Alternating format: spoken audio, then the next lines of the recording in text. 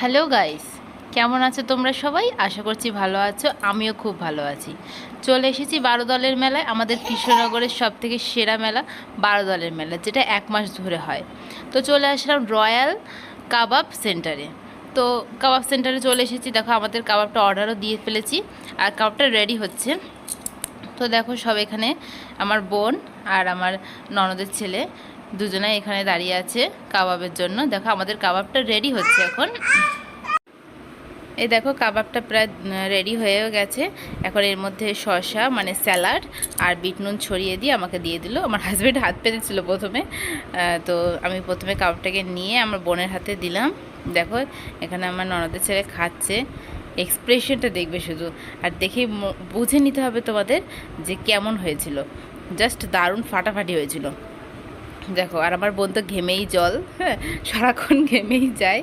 হ্যাঁ, সেই জন্য এখন কাবাবটা খাচ্ছে, বলছে গরম, খুবই গরম ছিল কাবাবটা, একদম শিক কাবাব তো।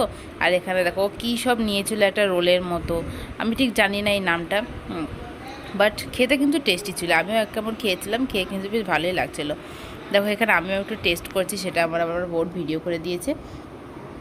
তো খেতে কিন্তু খুব দারুণ ছিল। তোমরা যারা কৃষ্ণনগরে থাকো আর যারা কৃষ্ণনগরের বাইরে থাকো, তারা প্লিজ এখানে এসে একবার এই মেলাটাকে ঘুরে যেও। খুব দারুণ মেলা। কাবাব শেষ করেই চলে আসলাম কফি হাউসে। মানে এখানে কফি হাউস বললে ভুল হবে, এখানে কফি, লস্যি, আইসক্রিম, মানে চা, তোমরা যা খুশি চাইবে সেটাই পাবে এখানে। অ্যাম্বিয়েন্সটা কিন্তু খুব দারুণ ছিল, খুব সুন্দর করে সাজিয়েছিল। দেখো, এখানে এই কাকুটা দেখো লস্যি বানাচ্ছে। আমাদের লস্যিটা আমরা অর্ডার দিয়ে তবেই আমরা বসেছি ওখানে। এই দেখো, সামনে চলে আসলো। তো বাদ দাও, ইগনোর করো। তো এখানে জলের বোতল, হ্যাঁ, পেস্ট্রি, কেক, তোমরা যা খুশি যা চাইবে সেটাই পাবে এখানে। দেখো, এখানে আমার হাজব্যান্ড দাঁড়িয়ে আছে, ও অর্ডার দিয়েছে। তো আমাদের লস্যি চলে এসেছে। এই দেখো, আমার হাতে লস্যিটা খেতে যে কী দারুণ ছিল, মানে আমি মনে মনে ভাবছি আরও একবার আমি 12 দলের মেলায় গিয়ে লস্যিটা খেয়ে আসবো। এদিকে দেখো, আমার বোন, আমার ননদের ছেলে, আমার হাজব্যান্ড বোধহয় নেয়নি সখন ওটা, ও লস্যি খাবে না, ও ডাইরেক্ট একদম বিরিয়ানিতে যাবে বলছে। আবার বলছিল আমাদের বিরিয়ানি খাওয়াবে, তো চলো বিরিয়ানিও খাবো। ওই জন্য পেটটাকে খালি রাখতে হবে, পেটটাকে একটু ঠান্ডা করে নিলাম। তো খেতে জাস্ট ফাটাফাটি ছিল লস্যিটা। তোমাদের খেয়ে আমি দেখো টেস্ট করে, আমার এক্সপ্রেশন থেকে তোমরা বুঝে নেবে যে কেমন হয়েছিল। জাস্ট ফাটাফাটি দারুণ হয়েছিল।